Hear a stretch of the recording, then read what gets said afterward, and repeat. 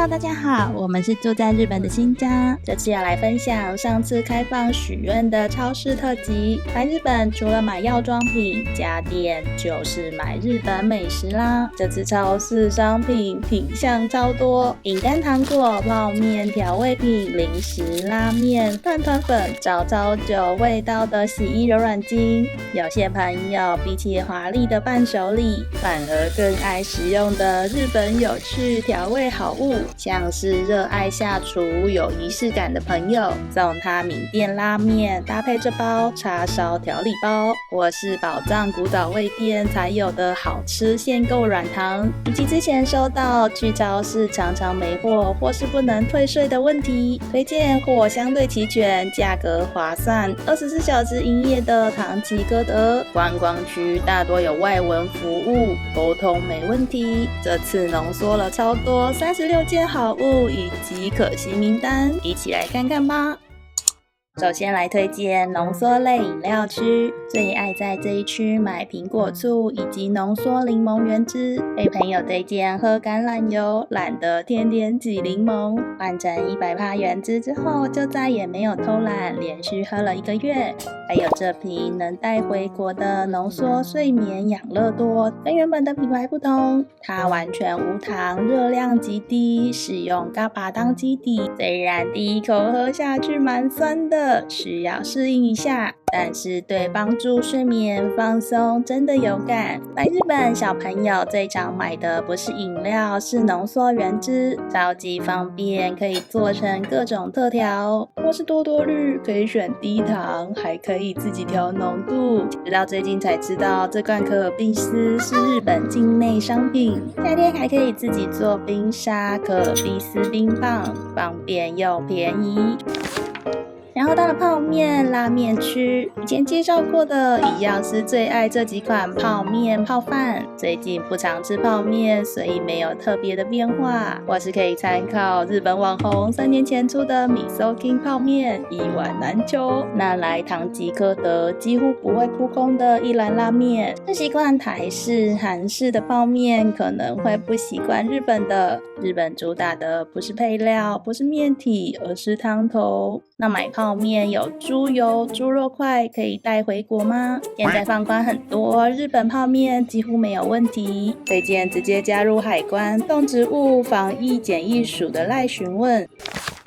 如果你的朋友是一个有质感又爱料理的人，帮他买这个一兰拉面搭配叉烧的完美组合。这包会放在生肉区，是在一般超市买到的。每次煮这个喷汁叉烧都会被夸奖。有2种做法，懒的时候就会丢电锅加酱就完成，勤劳的时候才会认真按照步骤，把肉表面煎过之后再加酱加水炖煮。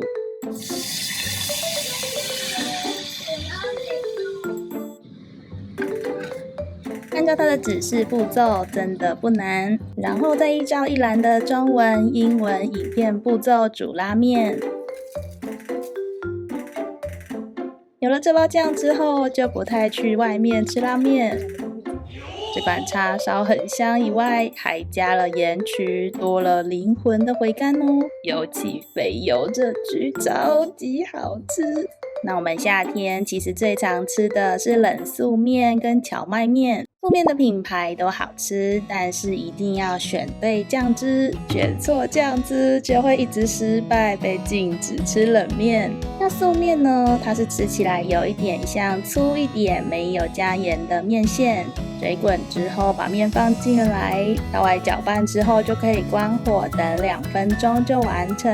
超级道地的酱汁，不用另外稀释加热。缺点呢，就是它开封之后只能放3天，一罐大概可以用6人份。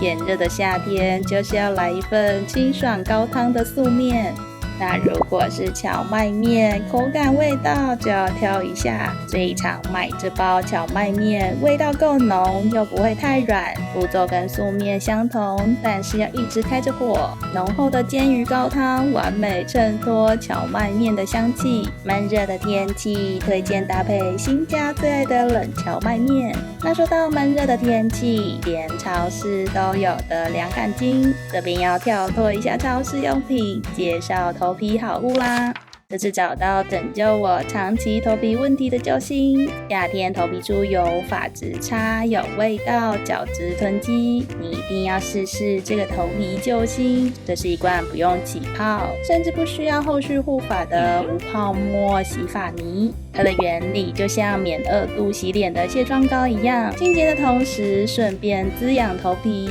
你妈的头皮尤其夏天很容易卡一层角质，这款产品用泥膏状的活性炭去吸附脏污。看看这个清洁前的毛孔，之前为了清洁掉头皮脏污和老废角质，用过了不少刺激性的产品，反而破坏了头皮的油水平衡。无皂没有泡沫的洗发需要一点时间适应，因为不起泡，所以它需要认真抹到每一个区域。头发奔现之后，涂抹按摩头皮，像在卸妆一样，让矿物泥去掉毛孔脏污。日常我会用咖啡色的包装经典款做清洁，如果有使用电棒，就会换成蓝色，针对受损修护款。好处呢是它几乎不需要后续护发，清洁完头皮，洗发膏挤到发尾按摩，背后一定要认真搓洗干净膏状洗发泥。小缺点呢，就是在后期发现发质变好，吹头发更久，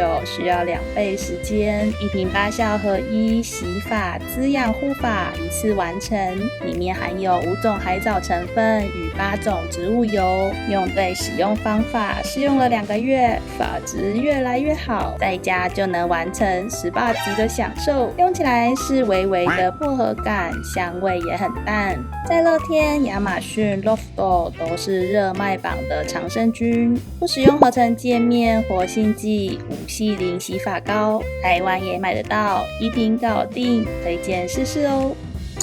然后来看看超市的清洁产品类，之前测试超多款日本柔软巾，但是都没有找到我在电车上偶尔会闻到的那款，结果居然是这个叫做时髦的洗衣柔软巾，而且我在找的味道刚好就是这几款。原来时髦洗衣柔软巾是主打洗完比较不会皱，适合拿来洗精致的衣服，或是不想要褪色的牛仔裤。终于找到健身房那位刚下班 OL 身上的味道，这款闻起来就是那种很有秩序感上班族的味道。还有新家最爱用的是这2款，蓝色的是那种单身男子闻起来很有魅力的味道，粉色是最常回购款，很清新时髦店员脱掉外套的时候会飘出来的味道。还有之前介绍过超级干净的洗鞋剂，洗浅色的鞋子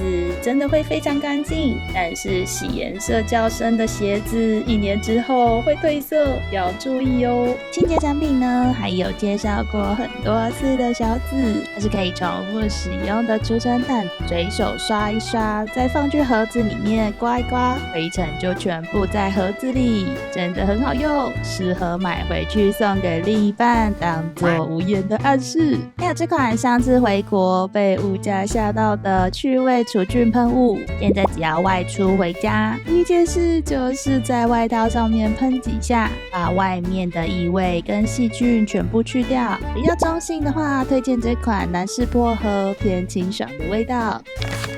接下来调味酱系列里面呢，早餐系列最常买之前介绍过的咖喱口味抹酱，以及这罐蒜香抹酱，包装设计方便，完全不需要用抹刀。它的开口是设计可以直接涂抹在吐司上。